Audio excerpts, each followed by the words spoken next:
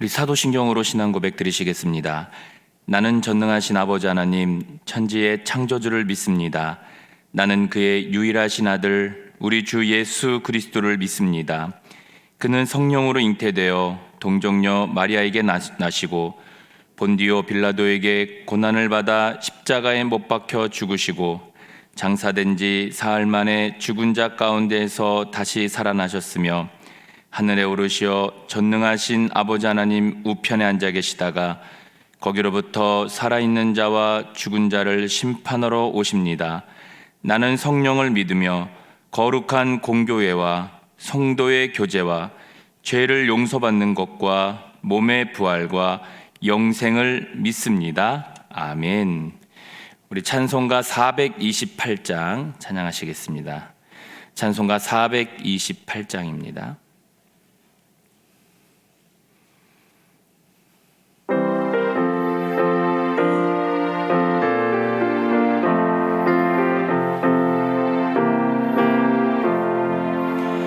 내 영혼의 햇빛 비치니 주 영광 찬란해.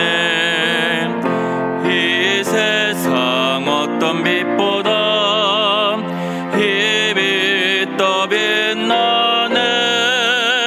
주의 영광 빛난 광채 내게 비춰 주시옵소서.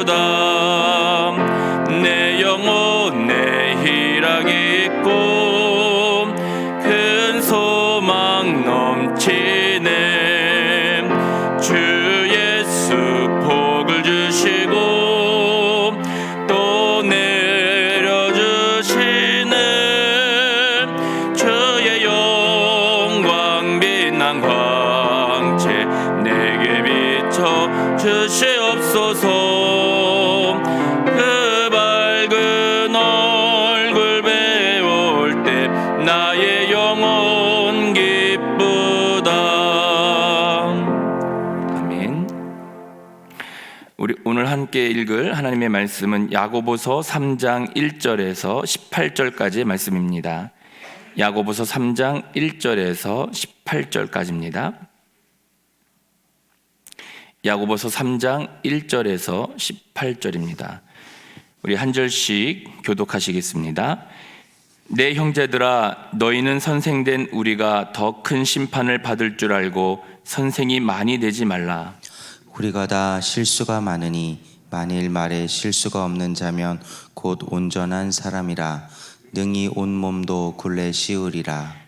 우리가 말들의 입에 재갈 물리는 것은 우리에게 순종하게 하려고 그 온몸을 제어하는 것이라. 또 배를 보라. 그렇게 크고 광풍에 밀려가는 것들을 지극히 작은 키로서 사공의 뜻대로 운행하나니 이와 같이 혀도 작은 지체로 돼 큰 것을 자랑하도다. 보라, 얼마나 작은 불이 얼마나 많은 나무를 태우는가. 혀는 곧 불이요 불의의 세계라. 혀는 우리 지체 중에서 온 몸을 더럽히고 삶의 수레바퀴를 불사르나니 그 사르는 것이 지옥불에서 나느니라. 여러 종류의 짐승과 새와 벌레와 바다의 생물은 다 사람이 길들일 수 있고 길들여 왔거니와 혀는 능히 길들일 사람이 없나니 쉬지 아니하는 악이요 죽이는 독이 가득한 것이라. 이것으로 우리가 주 아버지를 찬송하고 또 이것으로 하나님의 형상대로 지음을 받은 사람을 저주하나니 한 입에서 찬송과 저주가 나오는도다. 내 형제들아 이것이 마땅하지 아니하니라. 샘이 한 구멍으로 어찌 단물과 쓴물을 내겠느냐. 내 형제들아 어찌 무화과 나무가 감람 열매를 포도나무가 무화과를 맺겠느냐. 이와 같이 짠물이 단물을 내지 못하느니라. 너희 중에 지혜와 총명이 있는 자가 누구냐. 그는 선행으로 말미암아 지혜의 온유함으로 그 행함을 보일지니라. 그러나 너희 마음속에 독한 시기와 다툼이 있으면 자랑하지 말라. 진리를 거슬러 거짓말하지 말라. 이러한 지혜는 위로부터 내려온 것이 아니요 땅 위의 것이요 정욕의 것이요 귀신의 것이니 시기와 다툼이 있는 곳에는 혼란과 모든 악한 일이 있음이라. 오직 위로부터 난 지혜는 첫째 성결하고 다음에는 화평하고 관용하고 양순하며 국률과 선한 열매가 가득하고 편견과 거짓이 없나니 같이 있습니다. 화평하게 하는 자들은 화평으로 심어 의의 열매를 거두느니라. 아멘. 기도하겠습니다. 좋으신 아버지 하나님, 은혜를 감사합니다. 지난 간밤에도 주님 품 안에서 편히 쉬게 해주시고 또 이 새벽에도 저희들을 주 앞에 불러주심을 감사합니다. 오늘도 저희들에게 새날 주시고 또 생명 주시고 건강 주셨는데 이 한날도 주님과 더불어 동행하게 하시고 주를 기쁘시게 하는 한날 되게 하여 주옵소서. 이 새벽에도 주님을 사모합니다. 말씀과 기도 가운데 저희들을 만나 주시며 주의 성령으로 충만케 하여 주옵소서. 기도의 용을 부어 주셔서 마땅히 간구할 것들로 기도할 수 있게 하여 주옵소서. 주님께 감사의 예물과 또 1000번째 예물 또 구역 예물을 드립니다. 하느님 아버지, 믿음으로 또 순종으로 감사함으로 드리는 예물을 주님께서 기뻐 받으시며 약속하신 하늘의 복과 땅의 복으로 충만하게 채워 주옵소서. 주의 은혜로 종의 가정들을 형통케 해주시며 그 자녀들을 축복하여 주옵소서. 예수님의 이름으로 축복하며 기도하옵나이다. 아멘. 이 새벽에도 주의 은혜와 축복이 함께 하시기를 축원합니다. 이 야고보서에서는 이제 교회 안에 그런 실질적인 이제 갈등이 있었습니다. 초대교회는 이렇게 신자들의 한 60% 정도가 그 당시에 이제 계급으로 말하면 노예 계급이었습니다. 로마라는 나라가 이제 통치하고 있었고, 그 로마라는 나라가 이제 제국을 운영하기 위해서는 결국 다른 나라를 점령할 수밖에 없게 되고, 그리고 그 제국을 운영하는 그 기반이 사실은 노예입니다. 노예. 그래서 이제 저 정확하게 이름은 기억이 안 나는데 로마 시대 때 그 노예 제도에 그 반란을 일으켰던 사람이 있었어요. 굉장히 큰 반란입니다. 근데 그거를 이제 로마가 이제 제압을 했죠. 그래서 결국은 그 노예 제도를 이제 유지를 시킨 겁니다. 근데 그 노예 제도가 있었기 때문에 그 로마라는 거대한 나라가 이렇게 움직일 수 있는 거죠. 이제 출애굽기로 말하면은 그 애굽이라는 나라가 그 국가의 제국적 그 힘을 유지하기 위해서는 이스라엘 백성 200만이 아닙니까? 그들이 이제 장정만 60만이라 그랬는데 그 200만이라는 그 사람을 노예로 부린 거죠. 어제도 뭐 재밌는 표현이 나왔지만은 무임금 유노동 이런 걸 이렇게 한 게 노예죠. 이 엄청난 그 재력을 가지고 그들이 애굽이라는 그 제국을 유지한 겁니다. 영국이 해가 지지 않는 나라라는 얘기를 우리가 역사에서 배우잖아요. 워낙 전 세계에 식민지가 많았기 때문에 그래요. 전 세계에 식민지가 많았기 때문에 해가 지지 않는 나라라 그랬는데 그 영국이 국가를 움직이는 3분의 1의 원동력이 노예 산업이었습니다.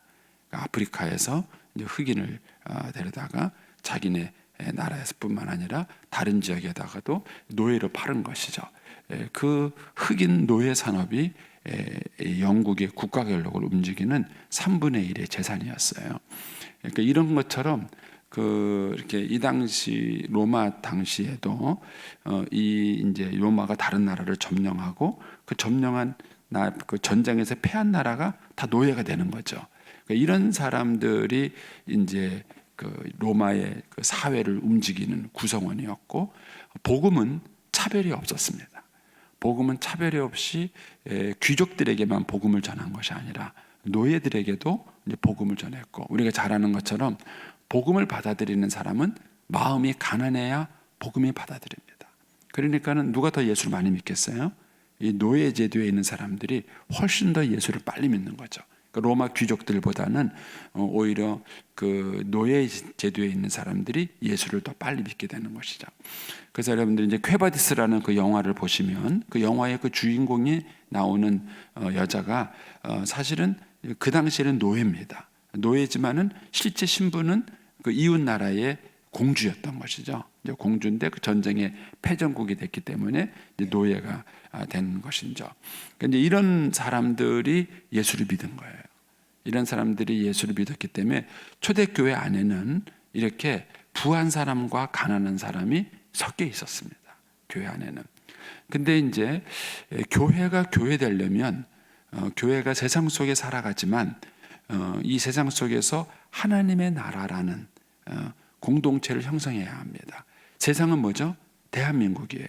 세상은 뭐죠? 중국이에요. 세상은 그런 자기들 나라의 방식이 있는 것입니다. 근데 이제 신자들이 조심해야 될 것은 자기가 사회에서 배워온 습관을 가지고 교회에서 그대로 사용하는 거예요. 그러면은 교회가 아닙니다.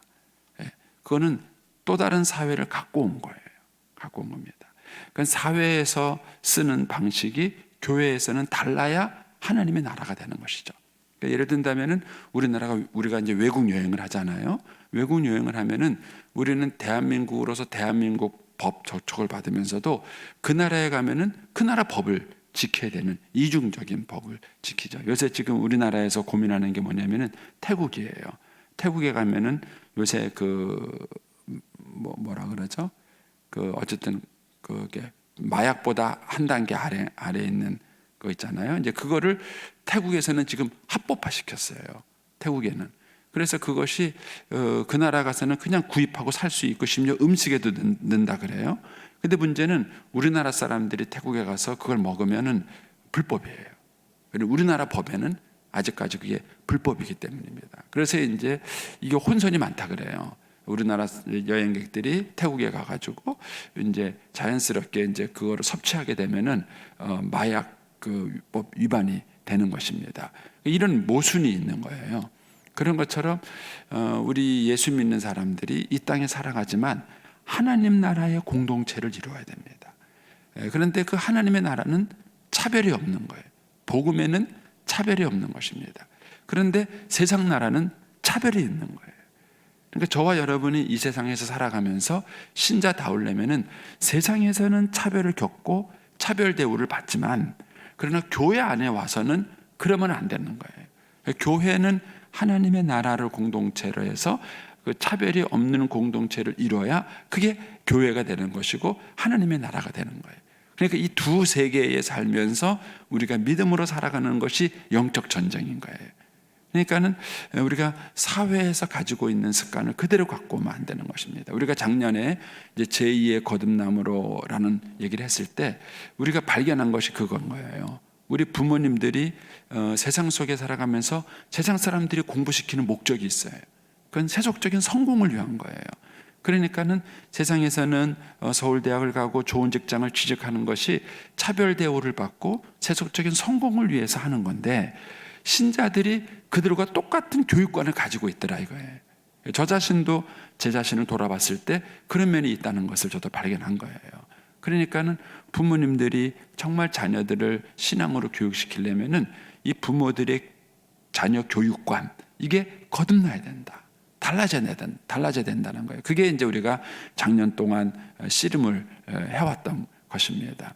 이제 그런 것처럼 이제 우리가 교회 안에 이런 차별이 없어야 된다는 것이 어제 묵상한 말씀이잖아요.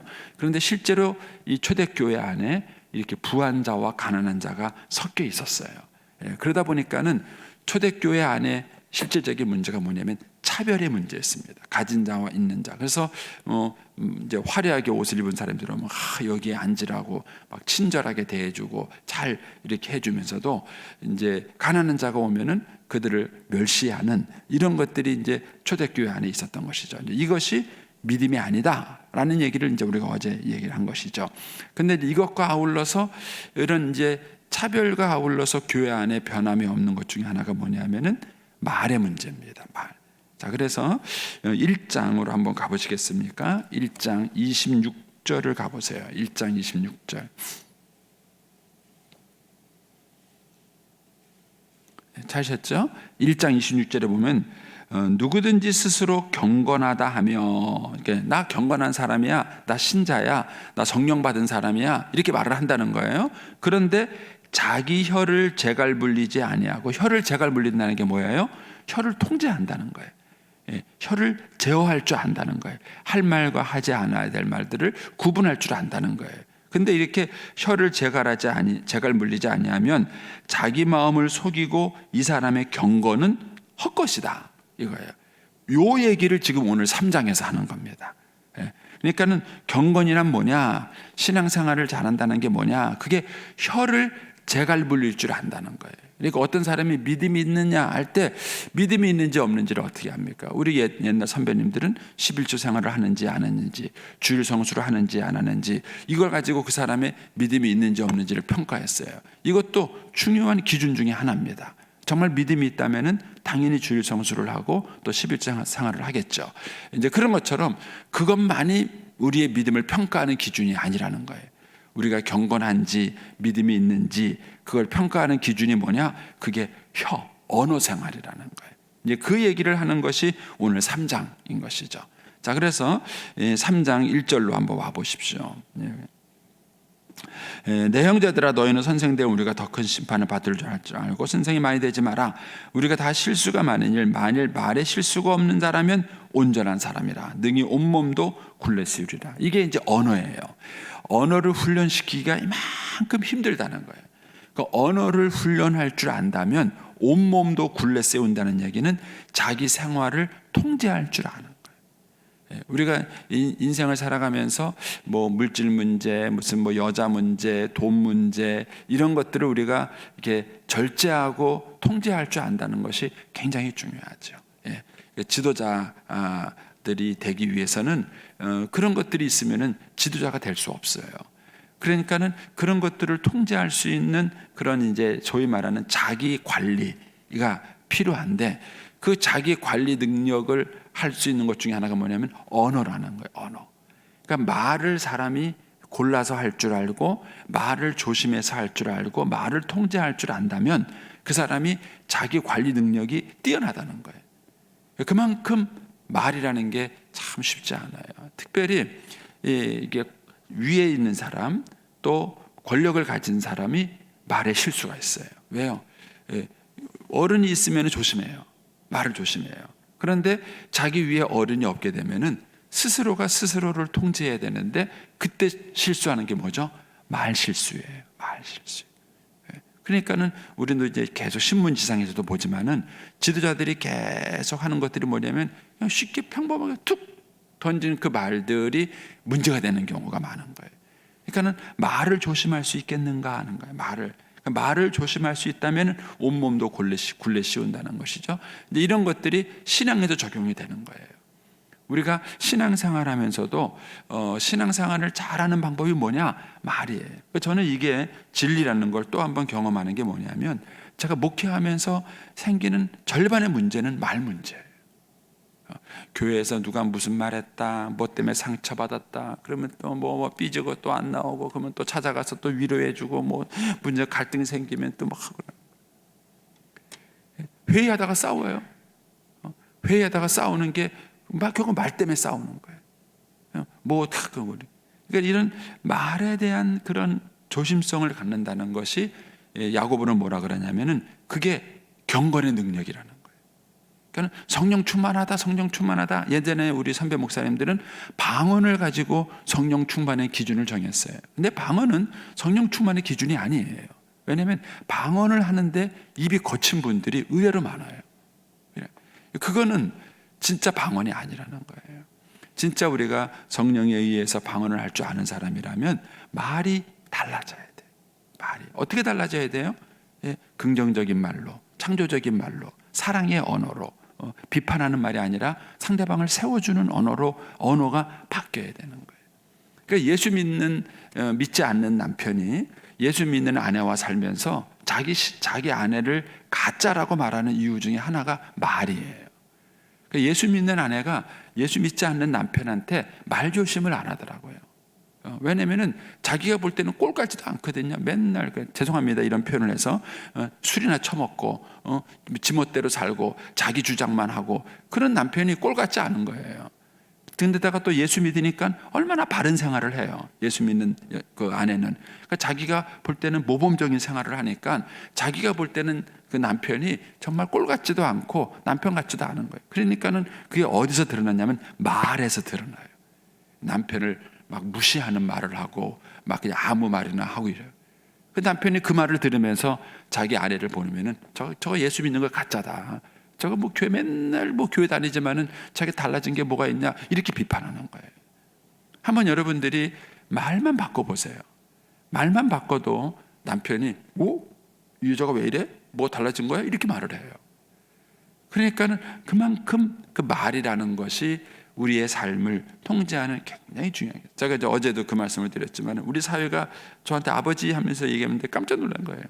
예, 자기가 이제 과자를 먹다가 이제 딸이 와서 이제 아빠가 달라서 하나 준 거예요. 그 맛있게 먹으니까 맛있냐? 이렇게 물어봤는데 너도 맛있냐? 이렇게 말해. 그 말에 깜짝 놀란 거예요, 자기가.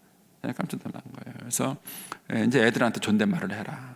나이가 애들이 어리지만 그 어린 아이한테도 존댓말을 해. 그러니까 지금 말을 한창 배울 때인데 그때 말을 어른이 그런 식으로 하니까 애가 그냥 그대로 따라하는 거예요. 그 말을 그대로 따라하는 것이죠. 그러니까 이제 교회 안에서 우리가 믿음이 있다는 걸 말할 때 혀를 그러니까 얼마나 언어를 조절할 수 있느냐 그게 이제 내 경건의 능력이라는 거예요. 그러면서 이제 그 밑에 우리가 잘 아는 말의 재갈, 배의 키 이것을 가지고 예증을 든 겁니다. 그게 3절, 5절이에요. 3절에서 5절까지 예를 증거는 왜 언어를 통제하는 게 중요한가? 그건 결코 작은 게 아니라는 거예요. 그거 하나를 가지고 엄청난 영향력을 미칠 수 있다는 얘기를 하는 것이죠. 그리고 남은 다음에 6절에서 8절까지는 혀가 미치는 부정적인 면을 얘기하는 겁니다. 그거를 뭐에다가 비유했습니까? 불에다가 비유했어요. 불. 그래서 자그마한 불씨지만은요 집안을 태울 수 있고요 온 동네를 태울 수 있죠. 어마어마한 것입니다. 제가 농촌교회에 있을 때 이렇게 봄이 되면은 그 사람들이 논두렁에다 불을 놔요. 불을 놔가지고 왜 벌레 죽인다고 이렇게 하는데 그게 이제 산 밑에 있는 밭이 있는 분들이 문제예요. 거기다가 불을 넣다가 그게 훅 산 너머로 불이 붙어버리면 산불이 나는 거예요. 그러니까 매일 방송해요. 불 놓지 마세요. 하지 마세요. 마을에서 매일 방송하는데 말 안 듣는 어른들이 꼭 있어요. 그래가지고 불 놓지 마라 그러는데 불 나가지고 산에 훅 태워버리는 거예요. 그 작은 불씨지만은 어마어마한 그 산불을 내는 것이죠. 근데 말이 그렇다는 거예요. 말. 그러니까 저는 목회하면서 이거를 절실하게 느껴요. 교회에서 생기는 문제의 절반은 말 문제예요. 뭐 주방에서 일하다가 싸웠다, 누가 무슨 말했다, 뭐 어쨌더라, 뭐 이런 말 문제다. 이 말 때문에 생기는 그런 상처와 아픔들이 많은 거예요. 그러니까 우리가 이 말을 컨트롤할 수 있다면 우리가 신앙적으로 덕스럽다는 것이죠. 그러면서 이제 7절에 그런 말을 하죠. 여러 종류의 짐승과 새와 벌레와 바다의 생물은 다 사람이 길들여요. 여러분 사람이 코끼리도 길들이고요, 사자도 길들이고요, 그 다음에 뱀도 길들이고요, 뭐 돌고래도 길들이고요. 길들이지 않는 게 어디 있어요, 인간이? 지금 웬만한 짐승들을 다 길들여요. 그런데 뭐는 못 길들여요? 자기 혀는 못 길들여요. 그러니까 사람이 분이 났을 때 분을 통제할 수 있는가 하는 거예요. 근데 의외로 이걸 못 해요. 저도 이제 사실은 몇 번씩 실수를 해요. 요즘은 많이 줄었습니다. 많이 줄었는데 어쨌든 막 하다가 이제 아내가 막 목하면 욱 하면 이제 제일 실수를 많이 하는 게 집이죠. 욱 하면 그냥 확 화를 내요. 근데 분이 막 치솟아 오를 때 그거를 통제하고 말을 조심할 수 있는가? 그게 이제 경건의 능력이라는 거예요. 그게 이제 신앙의 능력이다. 이렇게 이제 얘기를 하는 것이죠. 그러면서 이제 말을 조심해야 될 이유를 9절에서 12절에서 그렇게 납니다. 우리가 한 입으로 하나님을 찬송하고 또 그 입으로 사람을 비난한다는 거예요. 그런데 그게 말이 안 맞는 게 인간은 하나님의 형상대로 지음받은 사람이에요. 그러니까 하나님의 형상대로 지음받았는데 하나님을 찬송하고 똑같은 입으로 하나님의 형상대로 지음받은 사람을 욕한다면 말이 안 된다는 거죠. 쉽게 말하면 이런 겁니다. 어떤 사람이 우리 부목사님이 저한테 저한테 온갖 아부를 다 해요. 근데도 우리 아들을 보면은요 막 욕을 막 해요. 그러면은 제가 기분이 좋겠어요? 기분이 안 좋죠. 그러면서 나한테 아부할 때 뭐래요? 이놈이 나한테 아부하는구나 이렇게 생각하는 거예요.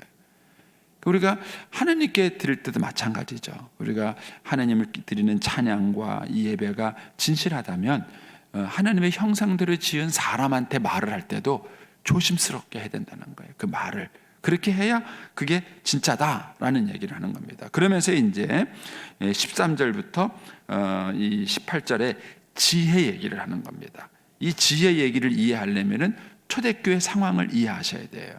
자, 아까 초대교회가 가난한 자가 부한 자가 섞였다 그랬죠. 그러니까는 부한 자들이 와가지고 가난한 사람들을 멸시해요. 그러면 멸시받는 사람들은 분하잖아요. 분하니까는 멸시받는 사람들이 복수할 게 뭐가 있죠? 멸시받는 사람들이 말밖에 없는 거예요. 이게 문제인 거예요. 그러니까는 돈이 있는 사람은 돈이 있다고 돈 없는 사람을 무시해요. 그러니까 돈 없는 사람은 억울하게 무시를 당했는데 복수를 하고 싶은데 돈이 없어요. 힘이 없는 거예요. 그러니까는 이 분함을 당한 사람이 돈 있는 사람한테 복수할 게 뭐냐면 말인 거예요. 말. 그래서 초대교회에 이게 문제가 된 거예요. 돈이 있는 사람은 돈 없는 사람을 무시하고 돈 없는 사람은 그 말을 가지고 막 온갖 그냥 험악한 말로 그 돈 있는 사람을 비난하는 그 양쪽이 다 상처받는 거예요.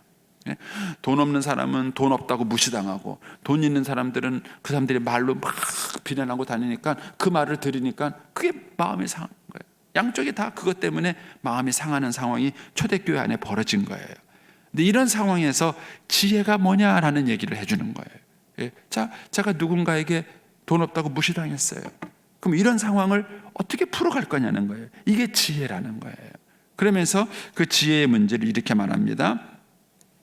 13절 너희 중에 지혜와 총명이 있는 자가 누구냐 이거예요. 지혜와 총명이 있다면은 선행으로 말미암아 지혜의 온유함으로 그 행함을 보일지라 이거예요. 그러니까는 지혜가 있는 사람이라면 그런 불합리한 일을 당했을 때에 지혜롭게 풀어가는 게 지혜라는 거예요.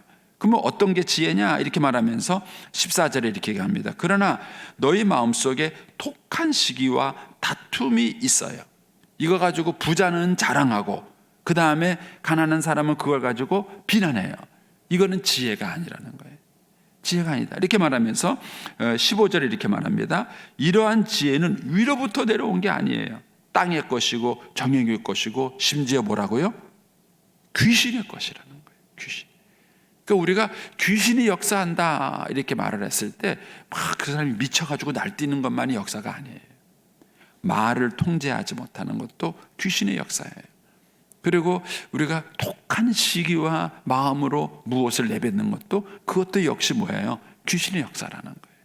그러면은 하나님의 지혜가 뭐냐 하면서 17절에 이렇게 말하는 겁니다. 17절에 오직 위로부터 난 지혜는 첫째는 뭐하고요? 성결해요. 그 다음에는 뭐예요? 화평이에요. 그 다음에는 관용이에요. 양순해요. 긍휼과 선한 예매가 가득하고 편벽과 거짓이 없어요. 이게 하나님께로부터 난 지혜라는 거예요. 자, 이게 이런 겁니다. 제가 지금 이제 속상한 일을 겪었어요. 그래서 하나님께서 막 제가 기도해요. 하나님, 내가 지금 억울하게 지금 이런 일을 겪었는데 내가 이 문제를 어떻게 풀었으면 좋겠습니까? 하고 내가 하나님께 구했는데 그 지혜가 만약에 시기와 갈등으로 온 거라면 귀신이 준 지혜라는 거예요. 그런데 그 지혜가 여기 말하는 것처럼 화평하고 관용하고 양순하다면 그거는 하나님께로부터 난 지혜라는 거예요. 자, 이런 겁니다. 다시 조금 더 예를 들면은 지금 예수님이 이제 마지막 최후의 만찬을 위해서 이제 한 다락방에 모였어요. 거기는 예수님과 제자들만 모인 거예요. 근데 누군가가 지금 손을 씻기고 발을 씻겨야 되는 거예요. 근데 그전에는 여자들이 그걸 했어요. 근데 여자들이 없는 거예요. 아무도 없는 상황이 벌어져. 누군가가 그걸 해야 되는 거예요. 그런데 제자들의 지혜는 뭐냐면은 자존심이었어요. 내가 왜 해? 저 자식도 안 하는데. 내가 먼저 하면은 뭐 제 발도 씻겨야 되고 제 발도 나 치사하고 더러워서 나 안 해. 이러고 아무도 안 하고 있는 거예요. 그런데 그때 예수님의 지혜는 뭐였어요? 네가 해라. 네가 하는 거다. 그래서 예수님이 수건을 두르고 물을 떠갖고 와서 제자들의 발을 씻겼어요.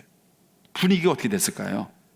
살벌하게 눈치 보고 네가 안 하는데 내가 하냐? 이 자식 나이도 나보다 어린 게 저기 먼저 움직여야 될 거 아니야? 나이도 어린 게 좀 폼저고 저기 까불고 저기 하지도 않고 있네 막 이러면서 서로 막 이러고 있는 분위기가 얼마나 험악하겠어요. 예? 말은 하진 않지만 뭔가 팽팽한 긴장 관계가 있는 그런 분위기에 예수님이 또 대야를 들고 와서 제자들의 발을 씻기고 수건을 닦았을 때 그 분위기가 어떻게 바뀌었겠어요? 이게 하느님이 주신 지혜라는 거예요. 하느님이 주신 지혜. 그러니까는 우리가 가정 안에서든 교회 안에서든 이 문제를 어떻게 푸느냐에 따라서 분위기가 험악하게 갈 수도 있고 그 분위기가 화평한 분위기로 갈 수 있다는 거예요. 제가 이제 가정 얘기를 할 때 그 말씀을 드린 거예요. 아무도 안 해요. 그럼 누가 해요? 아빠가 하면 돼요. 그러면은 가정 분위기가 좋아져요. 그런데 아무도 안 하는데 안 움직여? 이것들이 말이야 종사 안 해? 뭐 이렇게 하면은 문제는 해결될지 모르겠지만 그것이 하나님이 주시는 지혜는 아니라는 거예요. 하나님이 주시는 지혜는 아니라는 거예요. 그러니까 믿음이 뭔가 성숙이 뭔가 했을 때 우리의 삶의 문제는 인간의 죄성이 있기 때문에 이런 갈등과 어려움들이 항상 우리 주변에는 존재해요. 그런데 이런 것들이 생겼을 때 그거를 하나님께 지혜를 구하면 하나님이 주신 지혜는 화평하고 관용하고 양순하고 긍휼의 선한 열매가 있고 이렇다는 거예요. 이것이 이제 성령님이 주시는 지혜요. 이것이 참 믿음의 모습이다. 이렇게 지금 얘기를 하고 있는 것입니다. 자, 내용이 무슨 말인지 이해되시죠? 그래서 이 야고보는 굉장히 실질적인 그런 권면을 우리에게 해주고 있는 겁니다. 그러니까 저와 여러분이 이 야고보서의 그런 이제 권면과 지혜처럼 이것이 이제 우리의 가정과 삶 속에 또 우리의 교회 속에 적용이 된다면 정말 여기가 하나님의 나라다. 이게 정말 천국이다 하는 것들을 우리가 경험하게 될 것입니다. 기도하겠습니다.